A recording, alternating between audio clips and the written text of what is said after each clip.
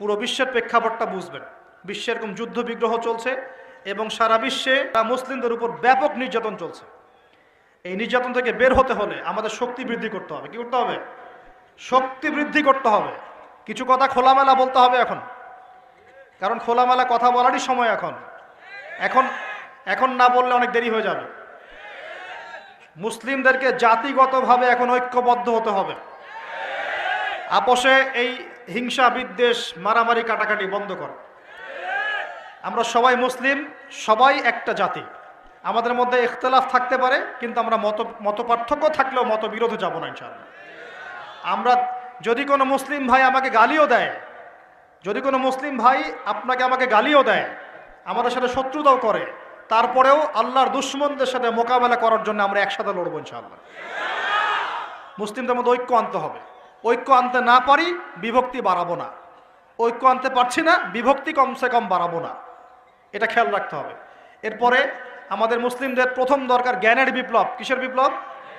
কোরআনের জ্ঞান, হাদিসের জ্ঞান, এই যে ইসলামের জ্ঞান, দ্বীনের জ্ঞান এবং দুনিয়াবি জ্ঞান, এই সমস্ত রকম জ্ঞানকে একত্রিত করে এমন শিক্ষা গ্রহণ করতে হবে যে ইনশাআল্লাহ আগামী দিনে যেন আমরা আগামী 10 থেকে 20 বছর পর এই কোরআন সুন্নাহর জ্ঞানকে দিয়ে বিশ্বকে চ্যালেঞ্জ করতে পারি।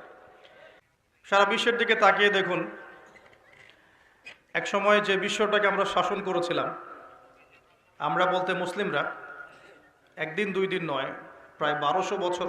কত বছর? তো সেই বিশ্বে আজকে আমরা সর্বত্র নির্যাতিত, নিপীড়িত। সারা বিশ্বে রক্ত ঝরছে মূলত মুসলিমদের। আরেক শ্রেণীর মানুষের রক্ত ঝরছে। এই রক্ত ঝরার কারণটা সূরা মাঈদার মধ্যে বলা আছে। কোন সূরায়? আল্লাহ পাক সূরা মাঈদার মধ্যে বলেছেন, নাসারা, যারা খ্রিস্টান নাসারা, তাদের মধ্যে কিছু পাপ আছে। এক নম্বর হচ্ছে ঈসা আলাইহিস সালামকে আল্লাহর সন্তান বলা, সুদকে হালাল করে নেওয়া, ব্যভিচার, মানুষের অর্থ সম্পদ অন্যায়ভাবে লুট করে খাওয়া এবং পরকালের কনসেপ্টে অবিশ্বাস করা। এরকম কিছু বড় বড় পাপের কারণে আল্লাহ পাক সূরা মাঈদার মধ্যে বলেছেন যে নাসারাদের দুটো গ্রুপের মধ্যে আল্লাহ পাক কিয়ামত পর্যন্ত যুদ্ধ বাঁধিয়ে রাখবেন। অনেক সময় আমরা হিস্ট্রি পড়তে গিয়ে এই প্রশ্নগুলোর উত্তর খুঁজে পেতাম না, যে প্রথম বিশ্বযুদ্ধের পিছনে কারণ কি, দ্বিতীয় বিশ্বযুদ্ধের পিছনে আসলে কারণ কি ছিল, সমকালীন বিশ্বের ফিতনাগুলোর মধ্যে কি কারণ। সূরা মাঈদা স্পষ্ট কথা বলেছে। আল্লাহ পাক বলেছেন এই পাপগুলোর কারণে আল্লাহ পাক কিয়ামত পর্যন্ত তাদের মধ্যে এরকম দ্বন্দ্ব, সংঘাত, যুদ্ধ বিগ্রহ লাগিয়ে রাখবেন। শুধু তাই নয়, আল্লাহ পাক আরও বলেছেন, যখনই তারা এইসব যুদ্ধের আগুন নিভিয়ে দেওয়ার জন্য চেষ্টা করবে, আল্লাহ পাক সেই যুদ্ধের আগুন আবার জ্বালিয়ে দেবেন। এই আয়াত যে সূরা মাঈদাতে আছে, দীর্ঘদিন পর্যন্ত আমি নিজেই জানতাম না, বা এই আয়াতটাকে যে বর্তমান বৈশ্বিক প্রেক্ষাপটে ইমপ্লিমেন্ট করা যায়, এই জ্ঞানটুকু ছিল না। তো এখন বুঝতে পারছি যে কিয়ামত পর্যন্ত বিশ্বের মধ্যে এরকম যুদ্ধ বিগ্রহ চলবে। খ্রিস্টানদের মধ্যে যুদ্ধ বিগ্রহ চলবে। একদল জয়ী হবে, আর একদল পরাজিত হবে। যখনই তারা যুদ্ধের আগুন নেভানোর চেষ্টা করবে, আল্লাহ পাক আবার উস্কে দিবেন, আগুনটাকে আবার উস্কে দিবেন। এটা ওদের শাস্তি। এটা ওদের কি? কোন কোন পাপের কারণে বললাম? এক নাম্বার শিরকের কারণে। কিসের কারণে? সবচেয়ে বড় শিরক হচ্ছে তারা নবী ঈসা আলাইহিস সালামকে আল্লাহ পাকের রাসূল না বলে আল্লাহ রাব্বুল আলামিনের সন্তান বলেছে। নাউযুবিল্লাহ। তারা মারিয়াম আলাইহিস সালামের ব্যাপারে বাড়াবাড়ি করেছে। তারা ওজায়ের আলাইহিস সালামকে আল্লাহর পুত্র বলেছে। তাদের মধ্যে কেউ কেউ, ওজায়ের আলাইহিস সালাম একজন নবীর নাম, তাকেও তারা আল্লাহর পুত্র বলেছে। সুদ, ব্যভিচার, জেনা, অন্যদের উপর জুলুম, দুর্বলদের উপর জুলুম করা, মানুষের অর্থ সম্পদ অন্যায়ভাবে কেড়ে খাওয়া, এই পাপগুলোর কারণে আল্লাহ রাব্বুল আলামিন কিয়ামত পর্যন্ত তাদের মধ্যে এই যুদ্ধের দাবানলটা জ্বালিয়ে রাখবেন। তো বিশ্বের প্রেক্ষাপটে এই একটা অংশের মানুষ তারা আপোষে ক্রন্দনে লিপ্ত আছে, আমরা দেখতেই পাচ্ছি।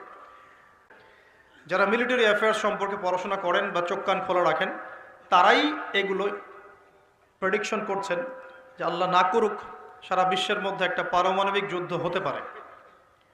আমরা দোয়া করি এমনটা যেন না হয়। কিন্তু পরিস্থিতি যা দেখা যাচ্ছে, এতে মনে হচ্ছে এত সহজে এত অল্প সময়ে বিশ্বের এই ফাসাদ বন্ধ হবে না। এটাকে দিন দিন উস্কে দেওয়ার চেষ্টা করা হচ্ছে এবং এই যুদ্ধটাকে দীর্ঘায়িত করার চেষ্টা করা হচ্ছে। কারা করছে? ওই পশ্চিমারাই করছে। যে পশ্চিমারা মুসলিমদের কাছ থেকে 1914 থেকে 18 সালের মধ্যে পুরো বিশ্বের রাজনৈতিক ক্ষমতা কেড়ে নিয়েছে, ওই পশ্চিমারাই করছে। যারা বিশ্বের প্রত্যেকটা মুসলিম কান্ট্রিকে টুকটা টুকটা করে বিভক্ত করে দিয়েছে, ওরাই করছে। যারা বিশ্বের মুসলিম কান্ট্রিগুলোকে বিভিন্ন তন্ত্র মন্ত্রের বেড়া জলে ফেলেছে, পলিটিক্যাল সেক্টরগুলোকে করাপ্টেড করে ফেলেছে, ইকোনমিক সেকশনগুলোতে সুদ ছড়িয়ে দিয়েছে, যারা এখন সংস্কৃতির মধ্যে আমাদেরকে পশ্চিমা কালচার শেখাচ্ছে এবং অভ্যস্ত করছে, এমনভাবে অভ্যস্ত করেছে যে আমাদের বাথরুমের কমোডগুলো পর্যন্ত সব ইংলিশ। আর যারা এখন মুসলিমদের শিক্ষা ব্যবস্থার মধ্যেও মাথা ঢোকানোর চেষ্টা করছে, তো এরাই তারা যারা এই যুদ্ধটাকে লম্বা করার জন্য ফিকির করছে। এটা বিশ্বের একটা বড় ইস্যু। এই ইস্যুটায় মুসলিমরা যে খুব আরামে আছে এমন নয়। মনে করার কোনো সুযোগ নাই যে এটা পশ্চিমাদের মধ্যে যুদ্ধ, আমরা ইফেক্টেড হব না, বিষয়টা এমন নয়। বরং এই একটা ইস্যুতেই সারা বিশ্বে এক্সপোর্ট ইম্পোর্ট কলাপস করছে, বৈদেশিক বাণিজ্য ঝুঁকির মুখে পড়ছে। কোনো কোনো ক্ষেত্রে ডলারের বিপরীতে বিভিন্ন মুদ্রার মান কমে যাচ্ছে, কোনো কোনো ক্ষেত্রে গ্যাস এবং তেলের দাম বেড়ে যাচ্ছে, নিত্য প্রয়োজনীয় জিনিসপত্রের দাম বেড়ে যাচ্ছে, কারণ যুদ্ধের কারণে এক্সপোর্ট ইম্পোর্ট কলাপস করছে। এবং যখন এক্সপোর্ট ইম্পোর্টটা কলাপস করে তখন কি হয়? তখন মুদ্রাস্ফীতি হয়। মুদ্রাস্ফীতি মানে টাকা ফুলে যাওয়া নয়, মুদ্রাস্ফীতি মানে হচ্ছে ডলারের বিপরীতে টাকার মান কমে যাওয়া। মনে করেন, কথার কথা বলছি, যদি এমন হয় যে $1 সমান সমান 100 টাকা, আর বৈশ্বিক সংকটের কারণে যদি ডলারের দাম বেড়ে যায়, টাকার মান কমে যায়, তখন দেখা যাবে $1 সমান সমান 125 টাকা। এমন হতে পারে। এই যে 25% বা 20% যে দামটা বেড়ে গেল, তার মানে আপনি আপনার বেতনের 20% শ্রমটা হারিয়ে ফেললেন। আপনার বেতন যদি হয় 100 টাকা, এখন আপনার বেতন হচ্ছে 80 টাকা, অথচ 80 টাকা অর্জনের জন্য আপনাকে 100 টাকা শ্রম দিতে হবে। তো এগুলো কিন্তু একটা ইস্যু সারা বিশ্বে ব্যাপক প্রভাব ফেলে। একটা যুদ্ধ এমনি এমনি লাগানো হয় না, এটা পরিকল্পিত। কারণ বিশ্বে এভাবে যদি ম্যাসাকার্ড না করা হয়, তাহলে নতুন শক্তি আত্মপ্রকাশ করে না। যারা বিশ্বের ইতিহাসগুলো একটু পড়ে দেখেছেন, ওয়ার্ল্ড হিস্ট্রি, তারা বুঝতে পারবেন যে বিশ্বে যখনই কোনো পরাশক্তি আত্মপ্রকাশ করেছে, তখন একটা বড় যুদ্ধের প্রয়োজন হয়েছিল। যেমন প্রথম বিশ্বযুদ্ধ, ওই সময় সারা বিশ্বে দাপটের সাথে কয়েকটা কান্ট্রি রুল করত। তার নাম জার্মানি, একটা হচ্ছে ব্রিটেন এবং রাশিয়া চেষ্টা করেছে। তাদের পরে যখন অটোম্যানদেরকে পরাজিত করা হয়েছে, তখন নতুন শক্তি হিসেবে আত্মপ্রকাশ করেছে ইউনাইটেড স্টেট। তার আগ পর্যন্ত কিন্তু মানুষ তাকে খুব একটা চিনত না। বিশ্বের পরিবর্তনের জন্য একটা বড় যুদ্ধের প্রয়োজন হয়। তো সিরিয়ার অবস্থা যখন খারাপ ছিল, আমরা মনে করছিলাম যে হয়তোবা নতুন কোনো রুলিং স্টেট পৃথিবীতে আসবে। তো তখন হয়নি, আলহামদুলিল্লাহ। এখন এই ইস্যুটাকে কেন্দ্র করে মনে হচ্ছে বিশ্বে আরও একটা নতুন চালিকা শক্তি স্টেট আসতে পারে। সেটা কে? আমরা একটু অনুমান করব আজকে। কেন অনুমান করব? কারণ তাদের সাথে মুসলিমদের ভবিষ্যৎ জড়িত আছে, তাদের সাথে মুসলিমদের ভবিষ্যৎ জড়িত আছে। এবার আপনাকে আমি একটা দ্বিতীয় ইস্যুর দিকে নিয়ে আসি। সারা ওয়ার্ল্ডে দ্বিতীয় একটা ইস্যু চলছে এখন, সেটা হলো কোরআন পুড়িয়ে দেওয়া ইস্যু। কি ইস্যু? কারা পুড়িয়ে দিচ্ছে? আমরা মুসলিমরা কি কখনো অন্য কারো ধর্মগ্রন্থ পুড়িয়ে দিয়েছি? আমরা বরং এই কথা বলি যে কোনো মুসলিম ততক্ষণ পর্যন্ত মুসলিম হতে পারবে না যতক্ষণ পর্যন্ত সে ঈসা আলাইহিস সালামকে নবী বলে স্বীকার না করছে। আমাদের চাইতে নবী ঈসা আলাইহিস সালামকে কেউ বেশি সম্মান করে? আমরা বলছি কেউ মুমিনই হতে পারবে না, মুসলিম হতে পারবে না যদি সে ঈসা আলাইহিস সালামকে আল্লাহর নবী বলে স্বীকার না করে।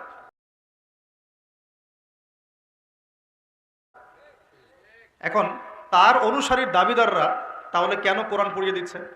উত্তর, কোরআনুল কারীম তাদের বিকৃত ধর্মচর্চা এবং সারা বিশ্বব্যাপী তাদের জুলুম নির্যাতনের বিরুদ্ধে কথা বলছে বলেই তারা কোরআনের বিরুদ্ধে ক্ষোভ ঝাড়ছে। এখন যেমন তাদের মধ্যে জেনাটা হালাল, যে যার সাথে ইচ্ছা জেনা করতে পারে, আর আল্লাহ পাক কোরআনে বলছেন জেনার ধার কাছেও যেও না।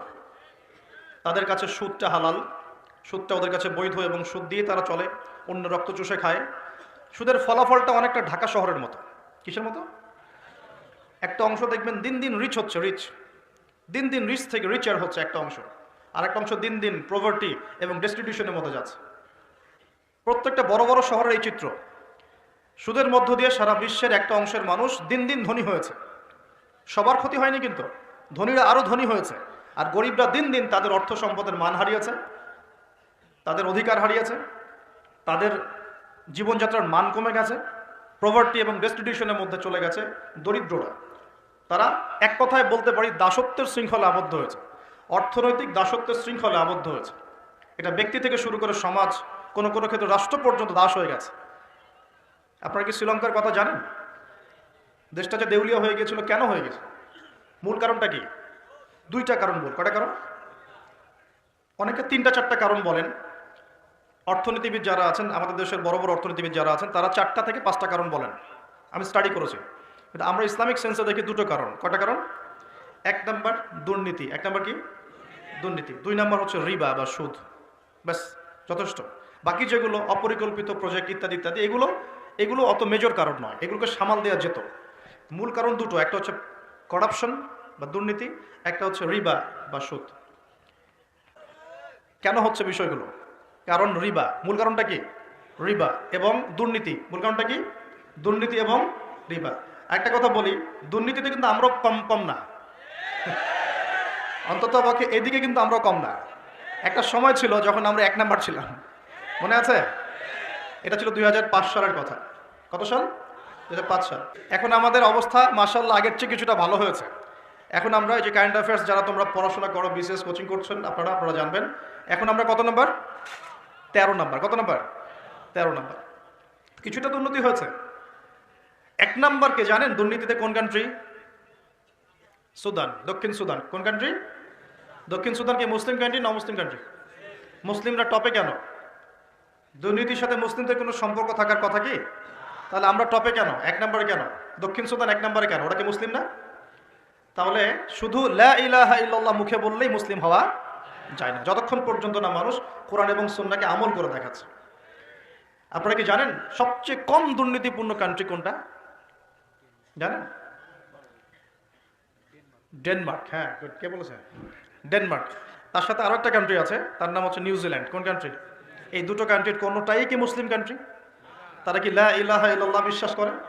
তাদের সংবিধানে কোরআন আছে, তাদের আমলের মধ্যে রাসূলের সুন্নাত আছে, তারপরেও তারা দুর্নীতি মুক্ত হলো কিভাবে? তার মানে ওই শিক্ষাটুকু তারা ঠিকই কোরআন সুন্নাহ মোতাবেক আমল করেছে, শুধু মুখে লা ইলাহা ইল্লাল্লাহ হয়তো পড়ে না। তাহলে আমি এতটুকু বোঝাতে চাচ্ছি, তারা কেন কোরআনকে বিরোধিতা করছে, কেন কোরআনকে পুড়িয়ে দেওয়ার চেষ্টা করছে? কারণ কোরআন এইসব অন্যায়ের বিরুদ্ধে কথা বলছে। এক করেছে না, করে নাই? এজন্যই হয়তোবা শেষ জামানায় একটা হাদিস এসেছে যে 10টা বড় বড় আলামত আছে শেষ জামানার, তার মধ্যে একটা হচ্ছে বিশাল একটা ভূমিকম্প হবে, একটা পৃথিবীর পূর্ব দিকে, একটা হচ্ছে পশ্চিম দিকে, আরেকটা হচ্ছে পৃথিবীর মাঝখানে। আল্লাহ রাব্বুল আলামিন হয়তো ওই শাস্তি আবার পুনরাবৃত্তি ঘটাবেন। ওরা কেন কোরআনকে পুড়িয়ে দেয়? কারণ কোরআন এই সমকামিতার বিরুদ্ধে কথা বলছে, কোরআন এই সুদের বিরুদ্ধে কথা বলছে, কোরআন জেনার বিরুদ্ধে কথা বলছে, কোরআন এইসব করাপশনের এগেনস্টে কথা বলছে, এবং কোরআন বলছে যাররা পরিমাণ জুলুম যদি কেউ কারো উপর করে তারও শাস্তি তাকে ভোগ করতে হবে। একজন মানুষ বা একটা জাতি যদি অন্য কোনো জাতির উপর সামান্য জুলুমও করে, সেই শাস্তি আল্লাহ পাক তাকে ভোগ করাবেন কি করাবেন না? এবং সারা বিশ্বের দিকে তাকিয়ে দেখেন যে সারা বিশ্বের প্রত্যেকটা সেক্টরে তাদের জুলুম চলছে কি চলছে না? চলছে কি না? এই কারণেই তারা কোরআনের বিরুদ্ধে এত ক্ষোভ। তো এই বিষয়টা কি সারা বিশ্বে এখন হাইলাইটেড ইস্যু না? সারা বিশ্বে এই বিষয়টা নিয়ে খুব কথাবার্তা হচ্ছে না? এটাকে আমরা বলি ব্লাসফেমি, অর্থাৎ ধর্ম এবং ধর্মগ্রন্থকে অবমাননা করা। কিন্তু চিন্তা করবেন না, আল্লাহ রাব্বুল আলামিন নিজে এই কোরআন হেফাজতের দায়িত্ব নিয়েছেন।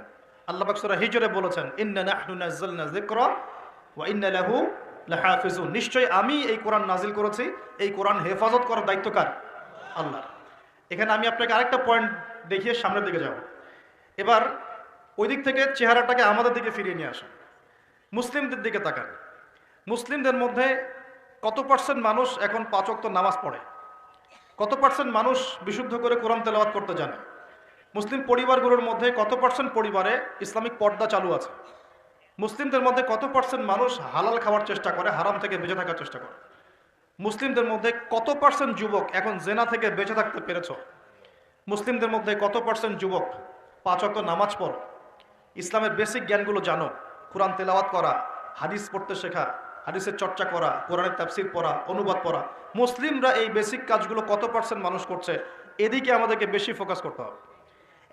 একটা অমুসলিম সমাজ কোরআনের উপর আক্রমণ করছে, পুড়িয়ে ফেলছে, এটা বেশি কষ্টদায়ক, নাকি একটা মুসলিম পরিবারে জন্মগ্রহণ করেও এই বিগত 30-40 বছরে কোরআন পড়তে না শেখাটা বেশি লজ্জার?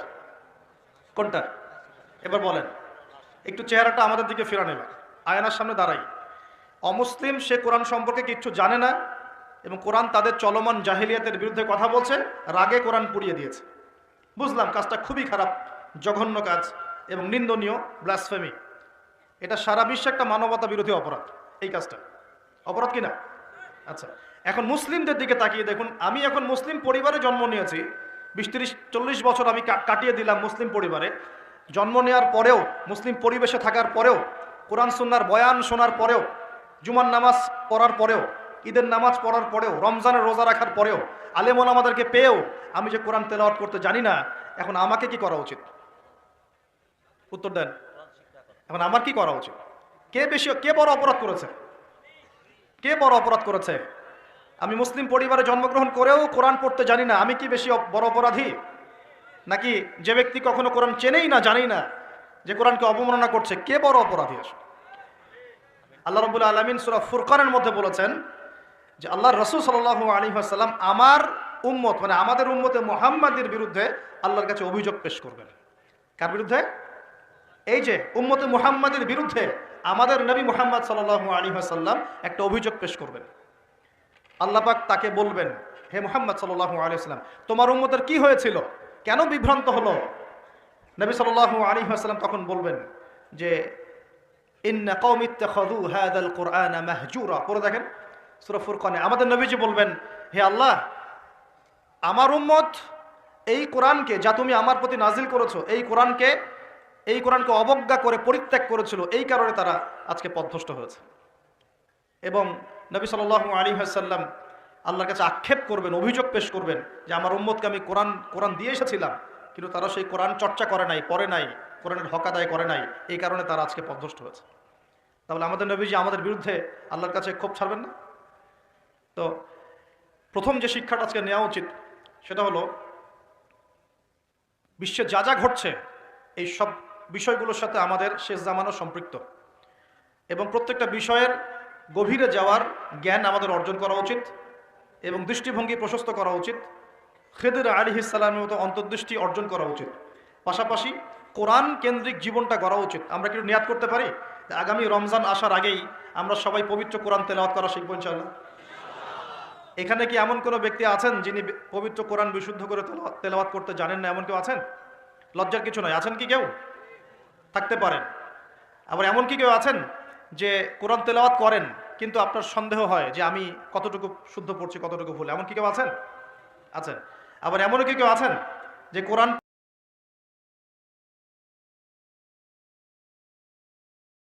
ক্লাস নিব ইনশাআল্লাহ, এবং এই 2 ঘন্টায় দুটো জিনিস শেখানো হবে।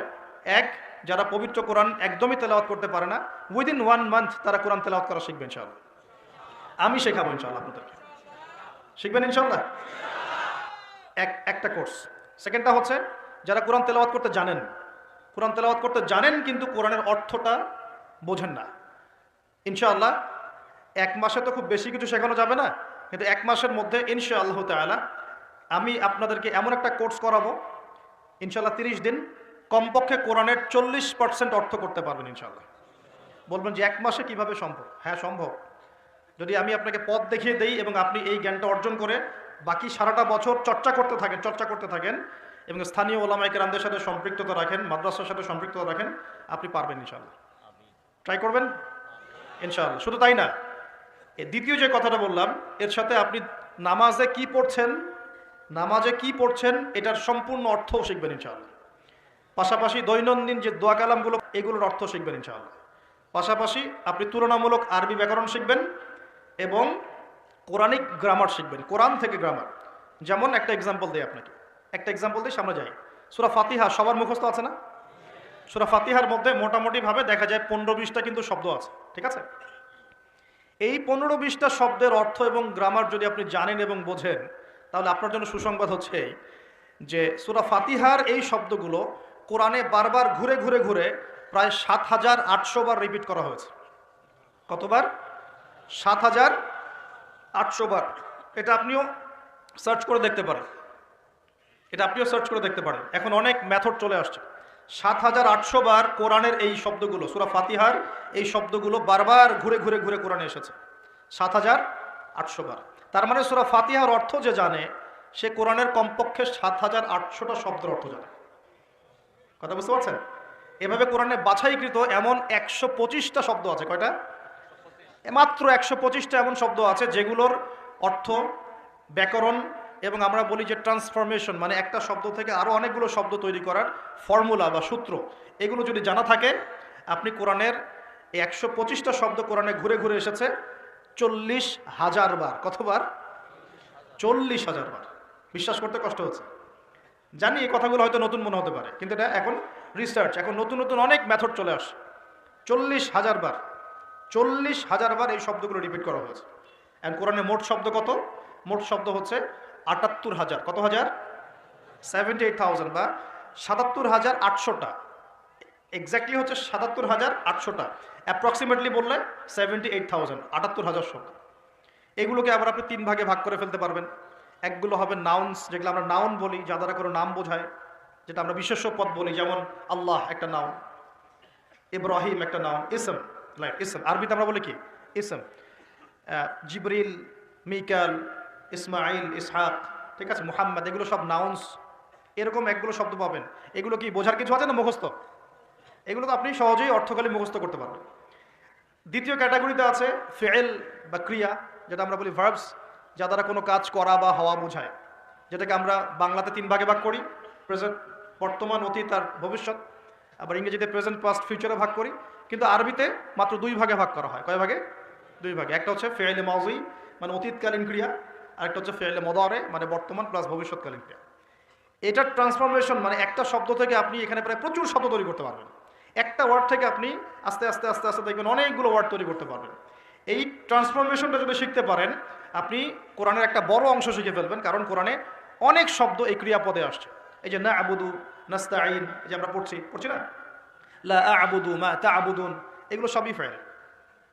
আরেকটা ক্যাটাগরিজ আছে, এর নাম হরফ, মানে অব্যয়। আমরা বলি না প্রিপোজিশন, প্রোনাউন্স বলি না, প্রোনাউন্স, প্রিপোজিশন, কনজাংশন, এগুলো বলি না, যেটা আমরা বলি অব্যয় পদ, যেটাকে আমরা আরবিতে হরফ বলি।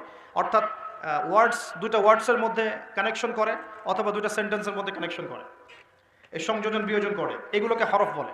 এগুলো কোরআনে অনেকগুলো। আমি আপনাকে 4টা হরফ বলতেছি। একটা হচ্ছে মিন। একটা কি? মিন। আমরা পড়ি না আউযু বিল্লাহি মিনাশ শাইতানির রাজিম, এই যে মিন, মিন মানে হতে বা থেকে। আউযু, আমি আশ্রয় প্রার্থনা করছি, বিল্লাহি, আল্লাহর কাছে, মিনাশ শাইতান, শয়তান হতে, আর রাজিম মানে হচ্ছে বিতাড়িত। এই যে মিন মানে কি? হতে, ঠিক আছে? এই মিন শব্দটা কোরআনে ঘুরে পাবেন আপনি প্রায় 3 থেকে 4,000 বার। 3 থেকে 4,000 বার। এরকমই আমরা পড়ি না যে আন, ফি, আলা, ইলা, হাত্তা, লা, লি, এই যে ছোট ছোট কিছু আপনি হরফ পান না কোরআন পড়তে গিয়ে? এই অল্প কিছু হরফ বারবার ঘুরে কোরআনে কয়বার আসে জানেন? 6 থেকে 7,000 বার। 6 থেকে 7,000 বার। মানে আপনাকে শুধু গ্রামারের ফাংশনটা শিখতে হবে, কিভাবে এই গ্রামার দিয়ে শব্দ তৈরি করতে হয় এবং কিভাবে অর্থ উঠাতে হয়। এর পাশাপাশি আপনি অনুবাদের সহযোগিতা নেবেন, পরে গিয়ে তাফসির আগে যাবেন, অনুবাদের সহযোগিতা নেবেন। 1 মাসে তো বেশি কিছু দেওয়া যাবে না বললাম আমি, কিন্তু আপনাকে আমি একটা তাড়না তৈরি করে দিতে পারবো যে হ্যাঁ, কোরআন সহজে শেখা যায়, পসিবল। এবং এই সিলসিলা ধরে রাখতে পারলে 1 থেকে 2 বছর লাগবে ইনশাআল্লাহ। 1 থেকে 2 বছর আপনার লাগবে এই ব্যাকরণগুলো হজম করতে। এবং ইনশাআল্লাহ তখন আপনি নামাজ পড়তে যখন দাঁড়াবেন, ইনশাআল্লাহ বিশ্বাস করেন, আল্লাহর কসম করে বলছি, নামাজে আল্লাহু আকবার থেকে আসসালামু আলাইকুম ওয়া রাহমাতুল্লাহ পর্যন্ত আপনি যা পড়বেন তার অর্থ আপনি বুঝতে পারবেন ইনশাআল্লাহ, নিজেই বুঝতে পারবেন নামাজে কি পড়ছেন। এই জিনিসগুলোর অভাব আছে বলেই, এগুলোর ঘাটতি আছে বলেই আমরা ইবাদত করি, কিন্তু ইবাদতের স্বাদ পাই না। ইবাদত করি ঠিকই, ইবাদতটা মজা পাই না, ফিল করতে পারি না। এবং নামাজ পড়ি, মনোযোগ থাকছে না, নামাজে দাঁড়াই কি পড়ছি বুঝতে পারছি না। তাই আমার মনোযোগটা কেমন? তারাবির নামাজে দাঁড়ালাম, তারাবি তো আমরা মাশাআল্লাহ কোনো কোনো মসজিদে, সব জায়গায় না, কোনো কোনো জায়গায় 3G 4Gও পড়া হয়। হ্যাঁ, আচ্ছা, তবে এটা একটু স্লো পড়া উচিত। এখানে ধৈর্য আমাদেরও কম, আমাদেরও দোষ আছে। ইমাম সাহেব যখন লম্বা করে তেলাওয়াত করে তখন আমরা আবার বলি এত সময় নাই হাতে, তাড়াতাড়ি শেষ করেন, বলি না? কোনো কোনো জায়গায় ইমাম সাহেবদেরকে মসজিদ কমিটিতে মনে হয় যে চাকরের মতো বিহেভ করে, এমন করে না? অথচ ইমাম সাহেব হচ্ছেন মসজিদের নেতা, সমাজের কি? সমাজের নেতা। তো তাকে তার জায়গায় সম্মান দিতে হবে। আল্লাহ পাক তৌফিক দান করুন। তো আমরাই কিন্তু দোষী, আমরা ফোর্স করি তাড়াতাড়ি শেষ করেন, হাতে সময় কম, মার্কেটে যাওয়া লাগবে, ওয়াইফ অপেক্ষা করতেছে, ঈদের শপিং করতে হবে, তাই না? আচ্ছা, রমজান নিয়ে আমি একটু পরে একটু কথা বলবো, কিছু কথা আছে রমজান নিয়ে, খুব গুরুত্বপূর্ণ কথা, খুবই গুরুত্বপূর্ণ। আমার মনে হয় যে এই কথাগুলো এই সিজনে হয়তো আপনারা অন্য কোনো লেকচার বা মাহফিলে শোনেন নাই। রমজান নিয়ে কিছু কথা আছে। আগে এই জায়গায় বলি যে তারাবিতে আমরা অনেক কিছু পড়ি, কিন্তু তারাবি নামাজটার শেষে আপনি যে আব্দুর রহমান এদিকে ডাকেন, দেখে জিজ্ঞাসা করেন যে ভাই আব্দুল্লাহ, আপনি তারাবি নামাজ পড়লেন, কত রাকাত পড়ছেন? 20 রাকাতই পড়ছি মাশাআল্লাহ। ওকে, ফাইন। আচ্ছা, রাকাত সংখ্যা ঝগড়া নিয়ে আমি কথা বলতে যাচ্ছি না, ঠিক আছে? এটা আমার সাবজেক্ট না, আমি এগুলো নিয়ে কথা বলি না। এটা মুফতি সাহেবরা বুঝবেন, ইমাম সাহেব মুস্তাহিদ যারা তারা বুঝবেন। তো কি পড়লেন ভাই? হ্যাঁ, তারাবির নামাজ পড়লাম। কত রাকাত? হ্যাঁ, পুরা 20 রাকাত পড়ছি। তো তেলাওয়াত কেমন ছিল, নামাজে কেমন মনোযোগ ছিল? নামাজে ইমাম সাহেব কি পড়েছে সেটা তো আর বুঝতে পারি নাই, কিন্তু তেলাওয়াতটা খুব সুন্দর সুরের ছিল, এটা বুঝতে পারছি। আমাদের কোরআনের বুঝটা এই পর্যন্ত, হ্যাঁ খুব সুন্দর একটা তেলাওয়াত করেছে, লেহানটা খুব সুন্দর ছিল, খুবই মাধুর্যমণ্ডিত ছিল, এটা কানে খুব ভালো লাগছিল, এটা শুনেছে। তো ওই আয়াতগুলোতে কি বলেছেন আল্লাহ পাক, আপনি কি হেদায়েত পেয়েছেন? না, আমি তো কোরআনের অর্থ জানি না। তো এই অর্থটা যদি জানতাম তাহলে কি নামাজে মনোযোগ আরো বাড়তো না? নামাজে চোখ দিয়ে পানি পড়তো না? একটু মক্কা মদিনার দিকে তাকিয়ে দেখবেন, তারাবির সময় এমনিতে নামাজে যখন নামাজ পড়ে ইমাম সাহেব ডুকরে কেঁদে ওঠেন না? কেন করেন? কারণ তারা কোরআন তেলাওয়াত করে অর্থটাকে অ্যাবজর্ব করতে পারেন, অটোমেটিক্যালি আপনি নামাজটাকে, কোরআনকে ফিল করতে পারেন। তাহলে আমরা যে 30 বছর নামাজ পড়লাম, একটা দিনও তো চোখ দিয়ে পানি বের হলো না। আমরা যে 40 বছর নামাজ পড়লাম, খালি উঠলাম বসলাম, একটা দিনও তো সেজদায় আল্লাহকে পেলাম না, ফিল হলো না যে হ্যাঁ আল্লাহ আমার হয়ে গেছেন, আমি আল্লাহকে পেয়েছি। তো এগুলোর কারণ হচ্ছে, যে জায়গা থেকে এখানে আসলাম, এগুলো অন্যতম কারণ হচ্ছে কোরআন এবং নামাজে যা পড়ছি এগুলোর অর্থটা না বোঝা। তো অর্থটা বোঝার প্রয়োজন নাই। তো রমজান মাসে নিয়াত করেন, যারা কোরআন একদমই তেলাওয়াত করতে পারেন না, কোরআন তেলাওয়াত করা শিখবেন ইনশাআল্লাহ। উইদিন এ উইক আমি আল্লাহকে পেয়েছি। তো এগুলোর কারণ হচ্ছে, যে জায়গা থেকে এখানে আসলাম, এগুলো অন্যতম কারণ হচ্ছে কোরআন এবং নামাজে যা পড়ছি এগুলোর অর্থটা না বোঝা। তো অর্থটা বোঝার প্রয়োজন নাই। তো রমজান মাসে নিয়াত করেন, যারা কোরআন একদমই তেলাওয়াত করতে পারেন না, কোরআন তেলাওয়াত করা শিখবেন ইনশাআল্লাহ। উইদিন এ উইক, এক সপ্তাহের মধ্যেই একটা পোস্ট চলে যাবে ইনশাআল্লাহ অনলাইনে। এবং যারা আগ্রহী থাকবেন তারা এখানে আমার সাথে নাম্বার দিয়ে দেওয়া হবে, অফিসিয়াল, যোগাযোগ করে ভর্তি হয়ে যাবেন ইনশাআল্লাহ তাআলা। আল্লাহ রাব্বুল আলামিন, আমি বিশ্বাস করি 1 মাসের মধ্যে বাংলাদেশের 1 কোটি মানুষকে কোরআন শেখানো সম্ভব। সম্ভব না? সম্ভব। আর আমার স্বপ্ন, এই স্বপ্নটা আল্লাহ পাক আমাকে বাস্তবায়ন করার তৌফিক দেখ, দোয়া করি। বাংলাদেশের মুসলিম পরিবারের পিতা, স্ত্রী, সন্তান, ভাই বোন যারা যারা থাকবেন, হোক জেনারেল লাইনে পড়ুক, মাদ্রাসা লাইনে পড়ুক, প্রত্যেককে আল কোরআন শেখানো এবং তাদের মধ্যে কোরআনের জ্ঞানটা ছড়িয়ে দেয়া, এটা আমার একটা স্বপ্ন। বাংলাদেশের 16 কোটি মানুষ কোরআন তেলাওয়াত করতে জানবে ইনশাআল্লাহ। এটা সম্ভব না? 16 কোটি মানুষের ভোটার আইডি কার্ড আছে? নাই? নাই? আছে কি নাই? আদমশুমারি করা যায়? সমস্ত মানুষের হিসাব রাখা যায়? সমস্ত মানুষের এনআইডি কার্ড করা যায়? সমস্ত মানুষকে একটা নিয়মের আওতায় আনা যায়? সমস্ত মানুষের ফিঙ্গারপ্রিন্ট নেওয়া যায়? যায় না? সমস্ত মানুষকে ক্লাস 5 পর্যন্ত পড়ানোর প্রাথমিক শিক্ষা নিশ্চিত করা যায়? সমস্ত মানুষকে কি মার্কসও পড়ানো যায়? যায়?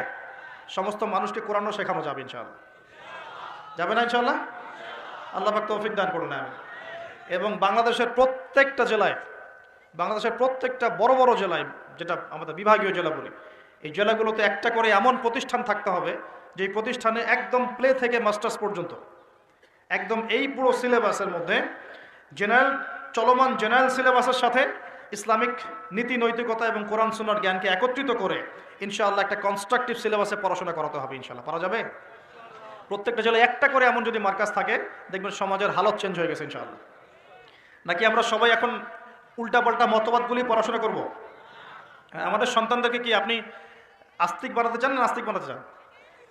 আমাদের সন্তানদেরকে কি আপনি আল্লাহওয়ালা বানাতে চান, আল্লাহ থেকে দূরে সরাতে চান? তার উদ্যোগ গ্রহণ করতে হবে। একমুখী শিক্ষা এই যুগে যথেষ্ট নয়। আপনি জেনারেল লাইনে পড়াশোনা করছেন, করেন, কিন্তু এই জেনারেল লাইনের জ্ঞানটাই এই যুগে যথেষ্ট নয় চলার জন্য। আপনাকে ইসলামিক জ্ঞানের প্রয়োজন আছে। আবার একই সাথে আপনি শুধুমাত্র ইসলামিক জ্ঞান নিয়ে পড়ে আছেন, জেনারেল উপকারী জ্ঞানগুলো নিচ্ছেন না, তাহলে আপনি কোরআন সুন্নাহকে হাতে নিয়ে ওদেরকে চ্যালেঞ্জ করতে পারবেন না। ওদেরকে চ্যালেঞ্জ করতে হলে এই জ্ঞানগুলোকে সমন্বয় করে আপনাকে সিলেবাস লঞ্চ করতে হবে। এটার জন্য খুব বেশি খাটনির প্রয়োজন নাই। খুব যে চেঞ্জ করতে হবে সব কিছু এমন না, জাস্ট এই দুটোকে একটু সমন্বয় করতে হবে। এই সমন্বয় করার জ্ঞান কিন্তু শুধু আমার আছে আপনাদের নাই এমন নয়, এই জ্ঞান অনেকেরই আছে। শিক্ষা নিয়ে যারা ভাবেন তারা অনেকেই এটা করতে ক্যাপেবল, তারা পারবেন। একটু যদি চেষ্টা করেন পারবেন। এই চেষ্টাটা এখন একটা বড় চ্যালেঞ্জ। জ্ঞানের ক্ষেত্রে এই বিপ্লবটা ঘটানো এখন একটা বড় চ্যালেঞ্জ আমাদের ফিউচারের জন্য। যদি এখন আমরা এই জিনিসগুলো করতে ব্যর্থ হই, আগামী 20-30 বছর পর দেখবেন, আল্লাহ না করুক, এমন প্রজন্ম চলে আসবে যে বলবে যে আল্লাহ কি, আমি তো চিনি না। নাউজুবিল্লাহ। আমরা কি এটা চাই? আর শুধু আমরা যারা মাদ্রাসা মসজিদের সাথে সম্পৃক্ত, আমরাই কি ইসলাম নিয়ে চলবো, না এই জেনারেল ভাইরাও চলবে? জেনারেল লাইনের ভাইরা, ব্যবসায়ী, চাকরিজীবী, প্রশাসন, এরা কি সংখ্যায় কম না সংখ্যায় বেশি? তাদের মধ্যে ইসলাম ঢোকাতে হবে না? আল্লাহ পাক তৌফিক এনায়েত করুন। রমজানে কোরআন শিক্ষা চলবে ইনশাআল্লাহ, এবং প্রত্যেক জেলায় জেলায় একটা করে আদর্শ দ্বীনি প্রতিষ্ঠান গড়ে উঠবে ইনশাআল্লাহ তাআলা। এবং বড় বড় জেলাগুলোতে চেষ্টা করা হবে জেনারেল ভাইদের জন্য মাদ্রাসা গড়ে তোলার। এটা মাদ্রাসা ফর জেনারেল স্টুডেন্টস। এখানে জেনারেল ভাইরা পড়াশোনা করবে ইসলামিক পড়াশোনা, কারণ তাদের মধ্যে জেনারেল পড়াশোনা আগে থেকেই আছে। এখন পার্ট টাইম তারা এইভাবে শিখে শিখে শিখে 2 বছর, 4 বছর, 5 বছরের মধ্যে ইসলামিক বেসিক জ্ঞান অর্জন করবে ইনশাআল্লাহ। তখন এদেরকে দিয়ে আপনি দেশের বড় জনশক্তি তৈরি করতে পারবেন। আপনারা কি চায়নার নাম শুনেছেন? চায়নার নাম শুনেন না? আজকে থেকে 40 বছর আগে চায়নাতে দারিদ্র্যের হার কত ছিল জানেন? 69%। কত পার্সেন্ট? প্রায় 69 থেকে 70% মানুষ দারিদ্র্য সীমার নিচে ছিল। আজকে এই ওদের দারিদ্র্যের হার কত জানেন? 1%-এরও কম। এবং তাদের পুরো জনসংখ্যার প্রায় 80 কোটি মানুষকে তারা জনশক্তিতে পরিণত করেছে। ওরা মানুষের সংখ্যা কমায় নাই, ওরা বলে নাই যে একটা বাচ্চা নেন। কথা বুঝতে পারছেন? ওরা জনগণকে জনশক্তিতে পরিণত করেছে। পড়াশোনা করেছে এবং অ্যাক্টিভ ছিল, পরিশ্রমী ছিল, সময়কে কাজে লাগিয়েছে এবং প্রযুক্তির জ্ঞানগুলো শিখেছে। প্রযুক্তি এবং কৃষি আস্তে আস্তে সারা বিশ্বের মার্কেট দখল করে ফেলেছে। আর আমাদের কাছে তো কোরআন সুন্নাহ আছে। আমরা যদি দুর্নীতি ছাড়তে পারি, পরিশ্রমী হতে পারি, অপচয় বন্ধ করতে পারি, সময়কে কাজে লাগাতে পারি এবং জনশক্তি তৈরি করতে পারি, বাংলাদেশ সুপার পাওয়ার হবে ইনশাআল্লাহ। স্বপ্ন দেখতে হবে, স্বপ্ন দেখতে হবে, হয়তো বাস্তবায়ন হবে অন্য কারো হাতে। ইমাম বুখারীর কথা জানেন না? ইমাম বুখারীর নাম শুনেছেন না?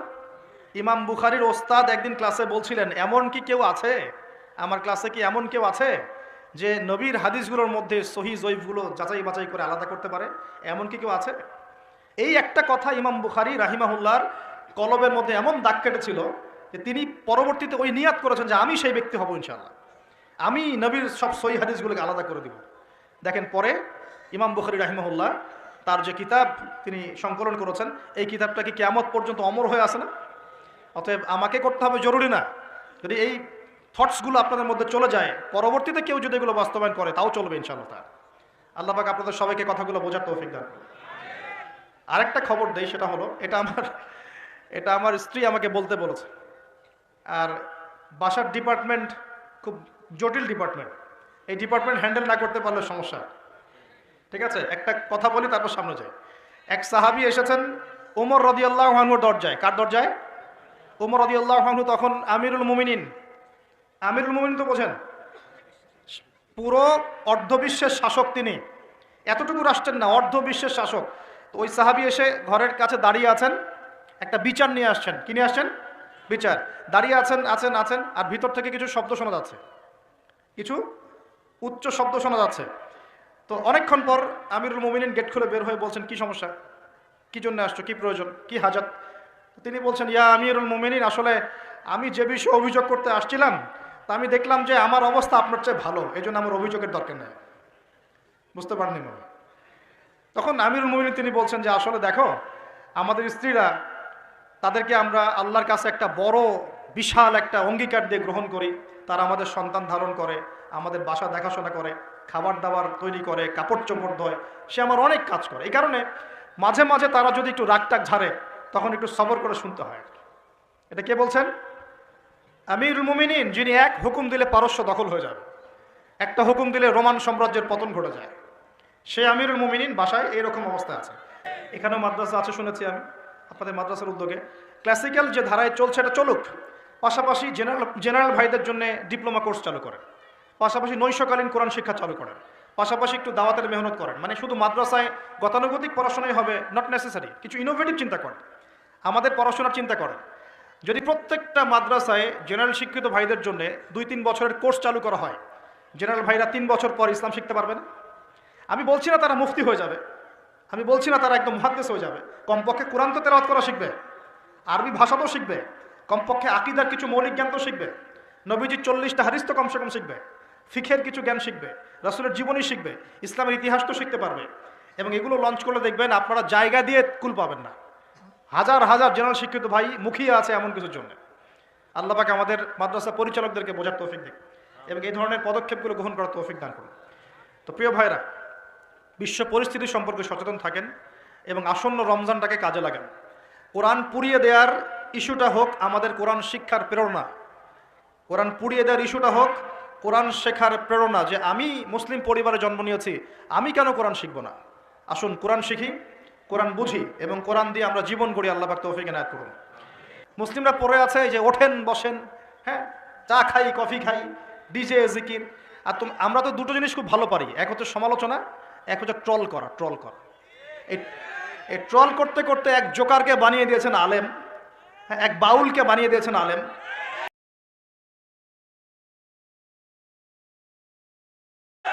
আর একজনকে বানিয়ে দিয়েছেন এমপি, আরেকটু হলে তো এমপি হয়ে যাইত। ট্রল করতে করতে এই ট্রল করতে করতে তোমরা মিডিয়ায়, ফেসবুকে, ইউটিউবে ট্রল করতে করতে এমন পাবলিসিটি হয়ে গেছে যে এক বাউল গীত গায়, বাউল, হ্যাঁ, মানুষকে কমেডি দেয়, কমেডিয়ান, সে হয়ে গেছে আলেম।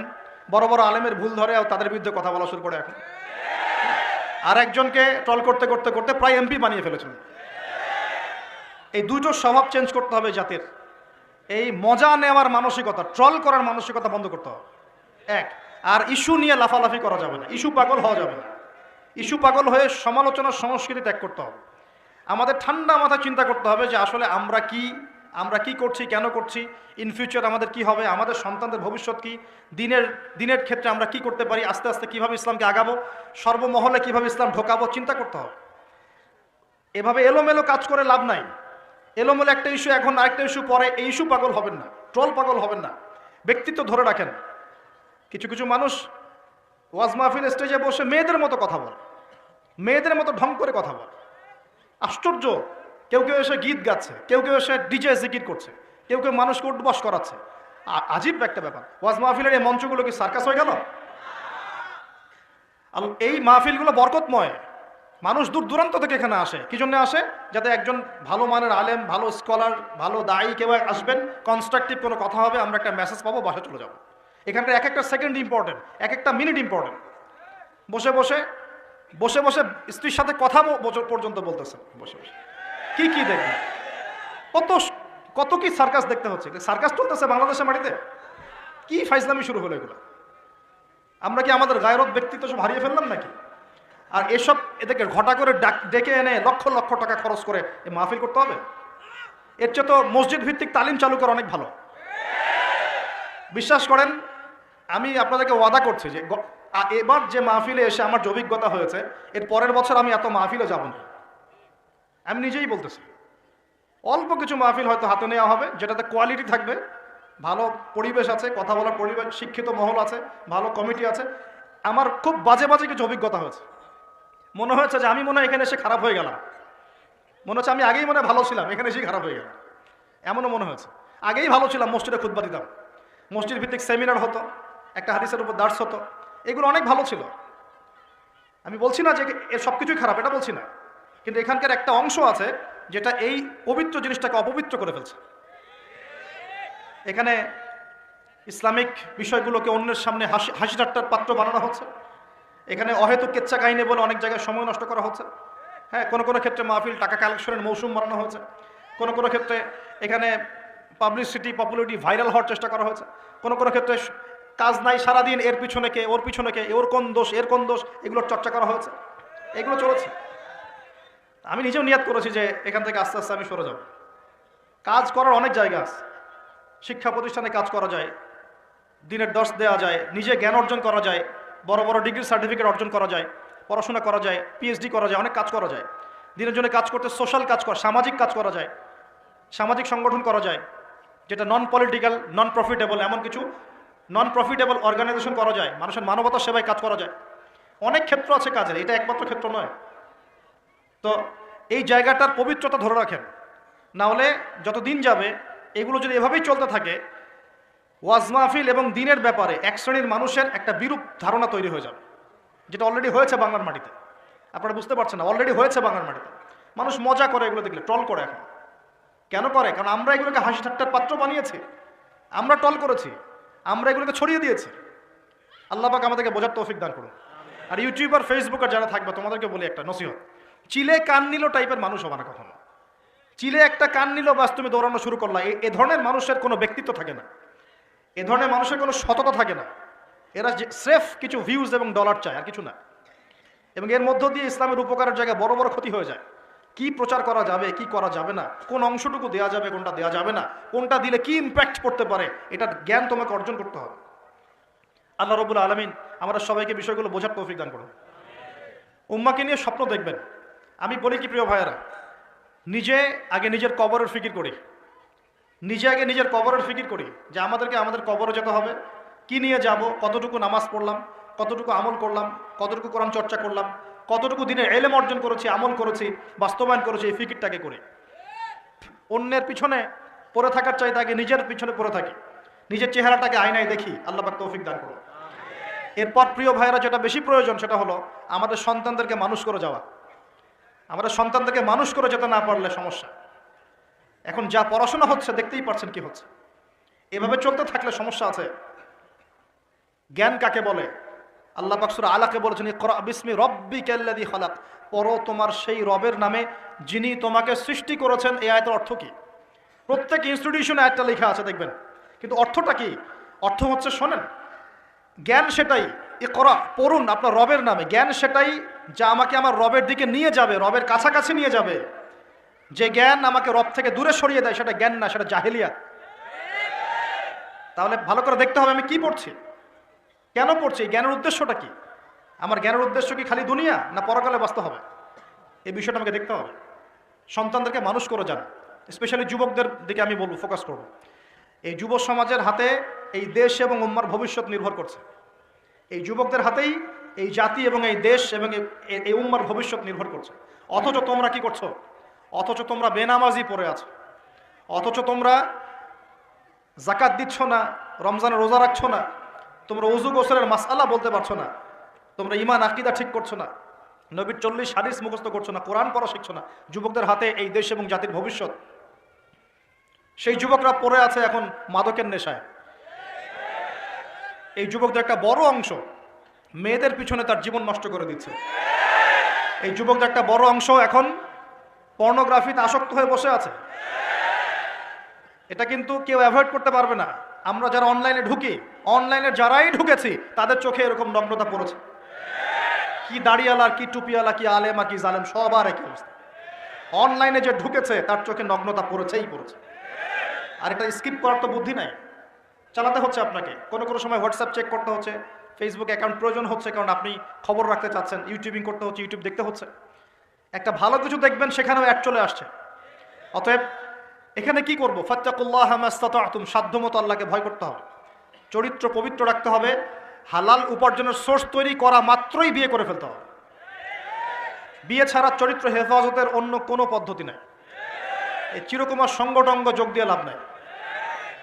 আর যতই হারাম প্রেম করেন না কেন, এই প্রেমগুলো আপনাকে মনে শান্তি দিবে না, এগুলো আপনাকে অস্থির করে রাখবে। কেন? কারণ এটা হারাম, এটা হারাম। আর যখন হালাল ভালোবাসা আপনি পাবেন, হালাল ভালোবাসা যেটা আল্লাহ পাক নাজিল করেন, তখন ইনশাল্লাহ আপনার মনের মতো স্ত্রী না হলেও দেখবেন দিচ্ছেন, কারণ এই ভালোবাসা আল্লাহর পক্ষ থেকে আসবে। এখানে শুধু এই যে কিছু মানুষ মনে করে বিয়ে মানে যৌনতা, তাই না? এটা একটা কনসেপ্ট তৈরি করে দেওয়া হয়, বিয়ে মানে মনে হয় যৌনতা। আসলে বিয়ে যৌনতার বৈধ একটা পথ মাত্র, এটা হালাল একটা পথ মাত্র। এখানে আরো বড় বিষয়টা হচ্ছে দায়িত্ববোধ। দায়িত্ব, একটা মানুষের দায়িত্ব নেয়া, তার অভিভাবক হওয়া, তার সাথে জীবনের সুখ দুঃখ হাসি কান্নাকে ভাগাভাগি করে নেয়া, তার সাথে জীবনের উদ্দেশ্য ফিক্স করা, কষ্ট করে হলেও সবর করে হলেও সুখে দুঃখে পাশে থাকা। স্বপ্ন মানে পাশে থাকা, স্বপ্ন মানে কি? পাশে থাকা। তার দায়িত্ব নেয়া, রেসপন্সিবিলিটি নেয়া, তাকে খাওয়ানো, তার ভরণ পোষণ দেয়া। কেউ যদি আপনার স্ত্রীর দিকে খারাপ চোখে তাকায়, আপনি তার চোখটা পর্যন্ত তুলে ফেলবেন, এর নাম বিয়ে। এই কাজ করবেন না? এই কাজ করবেন। তো এখানে যৌনতা দিয়ে দেওয়া হয়েছে, বিয়ে মানেই মনে হয় যৌনতা, বিষয়টা এমন নয়। এখানে অনেক বিষয় জড়িত আছে। এই কারণে এটা পবিত্র সম্পর্ক, এটা মিসাকুন গালিযা, এটা কঠিন অঙ্গীকার আল্লাহর পক্ষ থেকে। এই কারণে দেখা যায় অনেক চড়াই উতরাই পার হলেও বৈবাহিক সম্পর্ক ঠিক থাকে না? কিন্তু যত দিন যাচ্ছে কি হচ্ছে? এই ভাঙনগুলো বাড়ছে। কেন বাড়ছে? বিকজ বিয়ের আগে প্রেম, বিয়ের আগে অমুকের সাথে প্রেম, অমুক জেনা। আপনি তাকে নিয়ে সারা দুনিয়ার জীবনটা কাটিয়ে দেন, অন্য কোনো দিকে দেখতে যাবেন। কিছু বিষয় কোরআন শুনে আছে ঠিকই, কিন্তু বাস্তবায়ন খুব কঠিন। ফ্যান্টাসিতে ভুগলে হবে না, ফ্যান্টাসিতে ভুগবেন না, এগুলো কঠিন। আর এখন যে অবস্থা পড়েছে, একজন স্ত্রীকে সন্তুষ্ট করাই তো কঠিন, আর মানুষ 4 জনকে সন্তুষ্ট করতে চাচ্ছে। এত সহজ না সবকিছু। এটা নিয়ে আমি আলাদা লেকচার দিব ইনশাআল্লাহ। আপনাদের কিছু বিষয় জানতে হবে, জানার দরকার আছে। আর ব্যালেন্স করা এত সহজ নয়, ব্যালেন্স করা এত সহজ নয়।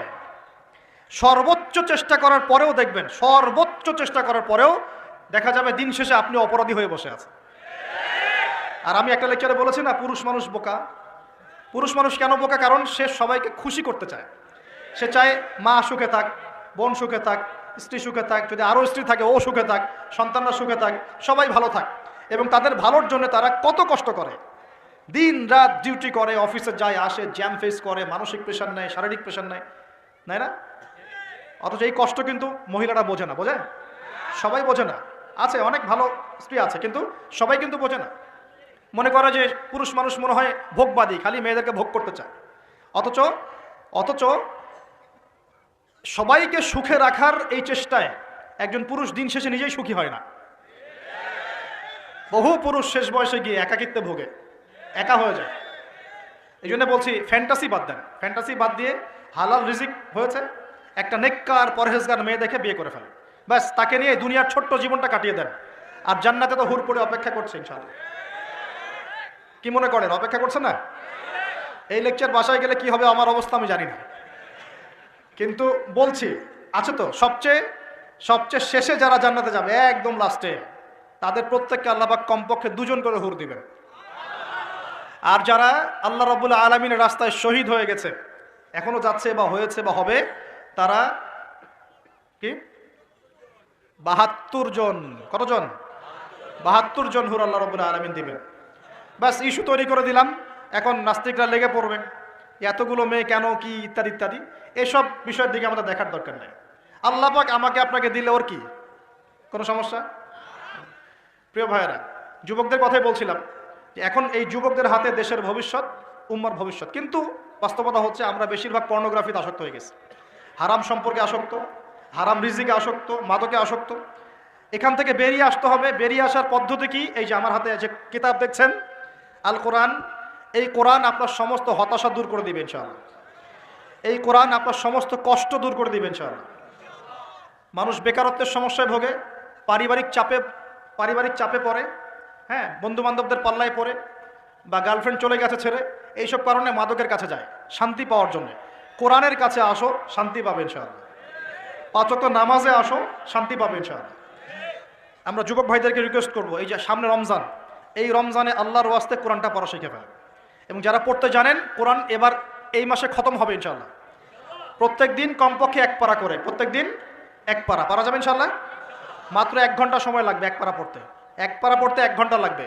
আর যারা হাফেজ আছি, ইনশাআল্লাহ আমরা এই রমজান মাসে 30 পারা কোরআনের অর্থ পড়ে শেষ করে দেবো ইনশাআল্লাহ। নিজেও নিয়াত করছি, আপনারা নিয়াত করেন এই পুরো রমজানে আলিফ লাম মিম থেকে শুরু করে মিনাল জিন্নাতি ওয়ান নাস পর্যন্ত একবার হলেও অর্থ সহ পড়ে শেষ করবো ইনশাআল্লাহ। পারা যাবে ইনশাআল্লাহ। আমরা দোয়া করি আল্লাহ পাক আমাদের সবাইকে রমজানে পৌঁছে দিন এবং আমাদেরকে রমজানে বরকত দান করুন। পুরো বিশ্বের প্রেক্ষাপটটা বুঝবেন, বিশ্বে এরকম যুদ্ধ বিগ্রহ চলছে এবং সারা বিশ্বে মুসলিমদের উপর ব্যাপক নির্যাতন চলছে। এই নির্যাতন থেকে বের হতে হলে আমাদের শক্তি বৃদ্ধি করতে হবে। কি করতে হবে? শক্তি বৃদ্ধি করতে হবে। কিছু কথা খোলামেলা বলতে হবে এখন, কারণ খোলামেলা কথা বলারই সময় এখন। এখন এখন না বললে অনেক দেরি হয়ে যাবে। মুসলিমদেরকে জাতিগতভাবে এখন ঐক্যবদ্ধ হতে হবে। আপোষে এই হিংসা বিদ্বেষ মারামারি কাটাকাটি বন্ধ কর। আমরা সবাই মুসলিম, সবাই একটা জাতি। আমাদের মধ্যে ইখতিলাফ থাকতে পারে, কিন্তু আমরা মত পার্থক্য থাকলেও মতবিরোধে যাব না ইনশাআল্লাহ। আমরা যদি কোনো মুসলিম ভাই আমাকে গালিও দেয়, যদি কোনো মুসলিম ভাই আপনাকে আমাকে গালিও দেয়, আমাদের সাথে শত্রুতাও করে, তারপরেও আল্লাহর দুশমনদের সাথে মোকাবেলা করার জন্য আমরা একসাথে লড়বো ইনশাআল্লাহ। মুসলিমদের মধ্যে ঐক্য আনতে হবে। ঐক্য আনতে না পারি, বিভক্তি বাড়াবো না। ঐক্য আনতে পারছি না, বিভক্তি কমসে কম বাড়াবো না, এটা খেয়াল রাখতে হবে। এরপরে আমাদের মুসলিমদের প্রথম দরকার জ্ঞানের বিপ্লব। কিসের বিপ্লব? কোরআনের জ্ঞান, হাদিসের জ্ঞান, এই যে ইসলামের জ্ঞান, দ্বীনের জ্ঞান এবং দুনিয়াবি জ্ঞান, এই সমস্ত রকম জ্ঞানকে একত্রিত করে এমন শিক্ষা গ্রহণ করতে হবে যে ইনশাআল্লাহ আগামী দিনে যেন আমরা আগামী 10 থেকে 20 বছর পর এই কোরআন সুন্নাহর জ্ঞানকে দিয়ে বিশ্বকে চ্যালেঞ্জ করতে পারি। এমন প্রজন্ম তৈরি করতে হবে। আল্লাহ পাক তৌফিক দান করুন। এখন আমাদের সবাইকে আদর্শ পরিবার করতে হবে। নিজের পরিবারের মধ্যে কর্তা আমি আমার পরিবারে পর্দা কায়েম করব, কারো কিছু বলার আছে? আমি আমার পরিবারে নামাজ প্রতিষ্ঠা করব, কারো কিছু বলার আছে? আমি আমার পরিবারের মধ্যে দ্বীনের ইলম তালিম চালু করব, কারো কিছু বলার আছে? নিজের পরিবারে কর্তা আমরাই। অতএব পরিবারটা কমসে কম ইসলামিক করে গড়ে তোলেন। আল্লাহ পাক তৌফিক দান করুন। 4 নাম্বার, আমাদের সন্তান যারা আছে তাদের সবাইকে ইসলামিক শিক্ষা দেওয়ার চেষ্টা করতে হবে। যদি ইসলামিক শিক্ষা দিতে এই সমাজ ব্যর্থ হয়, তাহলে নতুন শিক্ষা প্রতিষ্ঠান গড়ে তুলে হলেও শিক্ষা দিতে হবে ইনশাআল্লাহ। আল্লাহ পাক তৌফিক দান করুন। আমাদের প্রত্যেক পরিবারের মা বোনদেরকে খাস পর্দায় রাখতে হবে এবং যুবক ভাইদের জন্য বিয়েটাকে সহজ করতে হবে এবং রিজিকের ব্যবস্থা বৃদ্ধি করতে হবে। আর সবাই একটা কি থটস নিয়ে চলেন, খালি চাকরি আর চাকরি, চাকরি আর চাকরি। রিজিকের একটা বড় অংশ আল্লাহ পাক রেখেছেন ব্যবসার মধ্যে। রিজিকের একটা বিশাল অংশ আল্লাহ রেখেছেন কোথায়? ব্যবসায়। উদ্যোক্তা হন, কৃষিভিত্তিক অর্থনীতির দিকে ফোকাস করেন। কৃষিভিত্তিক অর্থনীতি, আপনি প্রতিভা ঘটান, ইনোভেটিভ কিছু করেন, নতুনত্ব নিয়ে আসেন, আল্লাহর জমিনকে কাজে লাগান। একটা আয়াত বলি, সূরা আরাফের মধ্যে আল্লাহ বলেছেন, আল্লাহ পাক বলছেন, যদি এই জনপদের অধিবাসীরা আল্লাহর প্রতি ইমানদার হতো, আল্লাহ পাক আসমান এবং জমিনের বরকতের সব দরজা খুলে দিতেন। এই জমিনে বরকত আছে, জমিন নিয়ে কাজ করেন, কৃষিভিত্তিক কাজ করেন, ব্যবসা করেন। শুধু একটা জিনিস মাথায় ঢুকিয়ে দেওয়া হয়েছে, ডক্টর ইঞ্জিনিয়ার, ডক্টর ইঞ্জিনিয়ার। কেন এগুলো? কেন সবাই সবকিছু হবে না? হালাল রিজিক সার্চ করতে হবে। আল্লাহ পাক সবাইকে তৌফিক এনায়েত করুন বলি আমি। এরপর আমাদের করণীয় হচ্ছে, আমাদের প্রত্যেককেই সৎ কাজে আদেশ করতে হবে, অসৎ কাজে নিষেধ করতে হবে। শুধুমাত্র দায়ী আলেম তারাই এই দাওয়াতি কাজ করবেন এমন নয়, সবাইকে দিনের দাওয়াতি কাজের জিম্মেদারি গ্রহণ করতে হবে।